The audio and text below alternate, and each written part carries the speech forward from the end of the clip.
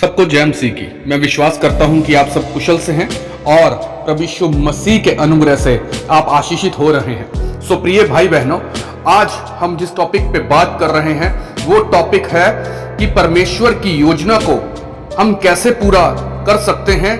जो भी लोग परमेश्वर के वचन को, उसकी योजना को पूरा करना चाहते हैं, ये वचन आज उनके लिए है।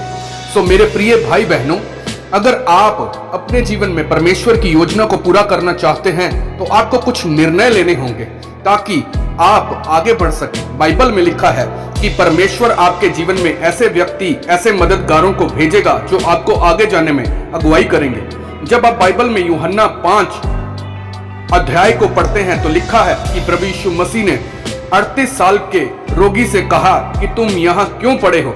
उसने उत्तर दिया कि मेरे पास ऐसा कोई मनुष्य नहीं जो मुझे कुंड में उतारे, क्योंकि साल में एक नियुक्त समय पर स्वर्गदूत उस कुंड के पानी को हिलाते थे, जिसके आसपास सभी बीमार, लंगड़े, अंधे और सूखे अंग वाले पड़े रहते थे। और जैसे ही स्वर्गदूत पानी हिलाते थे तो जो सबसे पहले उतरता था वह चंगा हो जाता था। मेरे प्रियो, पहले उस कुंड में वही उतरता था जिसके पास कोई मनुष्य होता था या मददगार होता था, लेकिन इस 38 साल के रोगी के पास कोई मददगार नहीं था। वह चुपचाप बैठा था। एक बात पर ध्यान दें, चाहे परमेश्वर उस जगह पर हर साल आ रहे थे लेकिन कुछ नहीं हुआ जब तक परमेश्वर के द्वारा भेजा गया एक इंसान जो प्रभु यीशु मसीह के रूप में था उस रोगी के पास नहीं गया। मेरे प्रियो, ऐसा कभी ना सोचे कि आप ताकतवर हैं, आप अमीर हैं तो आपको मददगारों की जरूरत नहीं है। बाइबल बताती है कि राजाओं को मददगारों की जरूरत थी।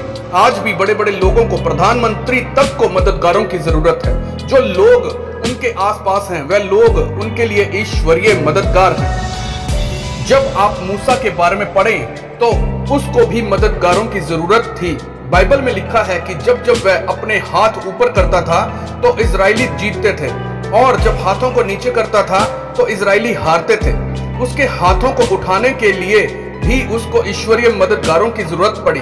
चाहे परमेश्वर की योजना उसके जीवन में थी, लेकिन उसके साथ दो लोग थे जो उसके ईश्वरीय मददगार थे, जिन्होंने मूसा के हाथों को उठाया था।